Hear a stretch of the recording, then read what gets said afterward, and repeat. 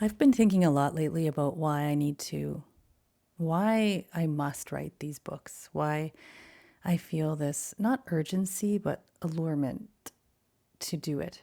And really, how everything that I keep thinking about daily, actually, pieces of it, not everything, but pieces of it, well, everything, I guess. And then it gets pulled into the actual books themselves. And so I I was thinking about a couple of things. One thing is the reason why I'm actually pulling away from a few people that I've been following and that I found to be very influential. And I actually do this regularly. So I'll really dig into someone's work and I'll be like, yeah, I feel part of this tribe and I feel part of this movement and I really, I'm picking up what they're putting down. And then I kind of pull away and I go, okay, but they're just human and they've got part of the picture. And then I dig in and some stay, right? And I'll go, I'll check in with them every once in a while, but it won't be as intense as it was for that time that I was really extracting a lot of inspiration and information. And I guess the worldview of that person or the lessons I could learn, like from a teacher. And so I I'll do that. I'll zoom in and then I'll pull out and I'll zoom in and then I'll pull out. And I think that this is really important for people to do actually. Even though it feels like it's like dropping it after a bit and you're like, okay, that's fine. I'm going to flip over to the next thing. It's all about integration of every single one of those things. And so because otherwise you run the risk of following, right? These influencers, right? I mean, we even use those words. I'm following you, and yes, we have leaders, and yes, they are so very important. And I've been one of them, in my groups or coaching. That's kind of like the role that we take on. Writers have that, they have fandom, right? And that's what I want to create here too, actually, for the people who are inspired by the words and the experience of my books and the ideas in them and the possibilities that I create. So I'm not saying that that's not a good thing, but when we tend to just follow rather than integrate the teachings and the possibilities, right? The work. And if those leaders start to get a little too self important, not just lead, but dictate, I guess, or lead, but without, with maybe hypocrisy, saying, I'm leading you into freedom, but, this is what freedom looks like, what it should look like for you. Like those kinds of things get I don't know if I want to well, I'll use the word dangerous. How about that? We use the word dangerous because that's when you have things show up like, misuse of power or where people forget, they lose sight of their original purpose, of freeing people in their minds and hearts. It becomes just a new thing to believe in that isn't necessarily what they could have in their lives. And so we need containers. Yeah, we need containers. But the point is not to only live in that container when there's need for expansion. We know when that is.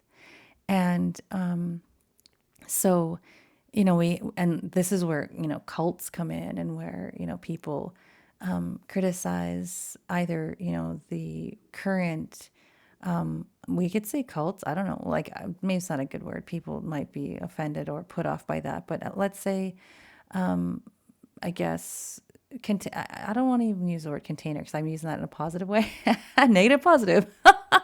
But, these systems that we think we need to live in, like these realities that are created, like we have to go to school or else we're dumb. And we have to do this particular job and work 9 to 5. And we have to have all these social constructs and we have to be a good girl and a good boy and only a girl and only a boy, nothing in between.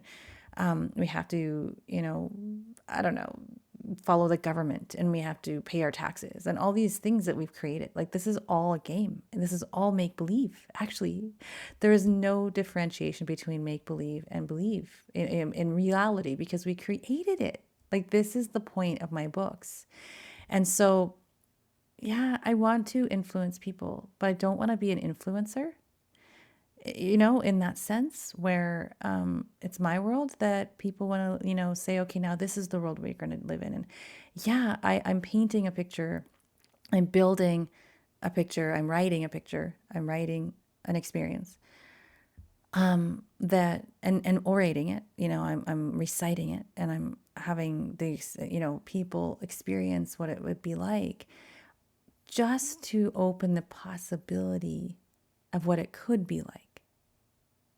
This is what it could be like if we had a rich culture full of empowered elders and mentors that weren't power hungry, or, where money didn't dictate, our worth, where expectations that we've made up become our prison rather than a container for which to experience our lives. And so where we take care of our bodies and our minds and our souls, and where we have pure love, where we discern, yeah, and we question, and we, attempt every day, just to, find our genius, which is really annoying, or it's our spirit that already exists, which is so cool. I love that. I just learned that definition actually yesterday, and I use the word genius all the time. But Michael Meade teaches me every day something new. But yeah, where the genius is our hidden spirit, and we're consistently and constantly excavating that. And isn't that beautiful? Rather than trying to fit ourselves into these, like, square peg, a square peg with a round hole, or vice versa, a round peg with a square hole. And so, so these influencers, people that have voice, that become influencers, they have a lot of power.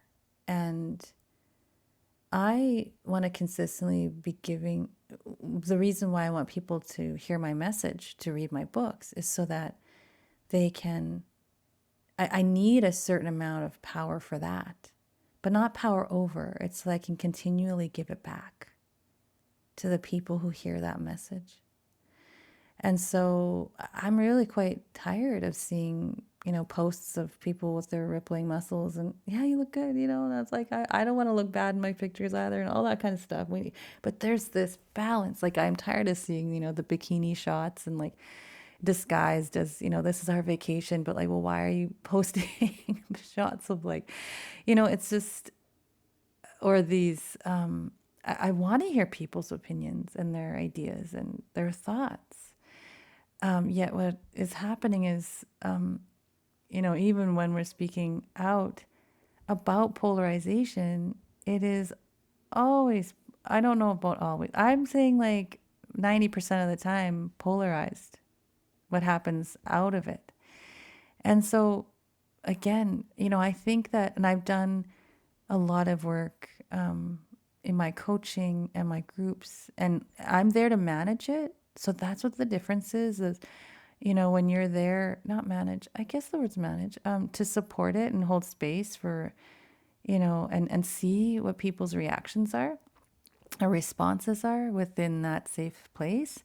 You are able to hold paradox, and to create something, and to, truly be non-judgmental, where people really just want to feel included, loved, and connected. And I think that a lot of what happens is that people get a lot of followers, because that way you're part of the tribe. And it's completely understandable. I feel the same way. Trying to get on someone's podcast, for instance, it's like, can you just, I want to be part of this group, like, I want to be one of the people you're interviewing. I want to be a voice. And I think that is important.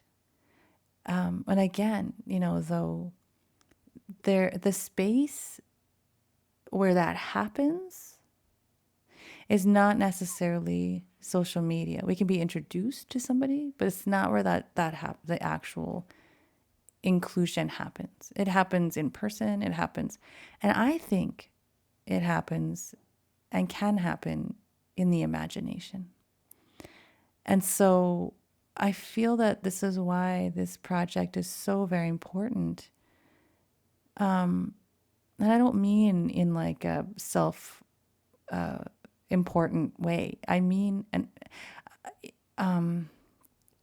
that it's important because of the message and also the avenue, because imagination is the entry point to creating something new according to your unique genius, right? Your unique self, your unique take on it, your how you want to free yourself. And what better place? What place? I get that's not even true. What better place? This is just literally the laws of the universe. We first must imagine it for it to actually happen. And each of our imaginings takes the suggestion and the possibility of other people's imaginings, and then the knowledge, the understanding that you're not only relegated or contained to any one of those things. So that's a big idea, but I think it is highly doable. And I'm really loving this challenge of creating this possible world. Not the only world. I will never purport to say that. But the possible one, which gives us the agency and all the freedom to create those things for ourselves within our minds and our hearts. And we live a different life, even if we are not able to make all of the changes in our day to day lives at once. But the more of us who imagine something better, the more of that better world, the Eastern realm, is realized. And there's room for all of us there. All right. Just wanted to unpack that a little bit.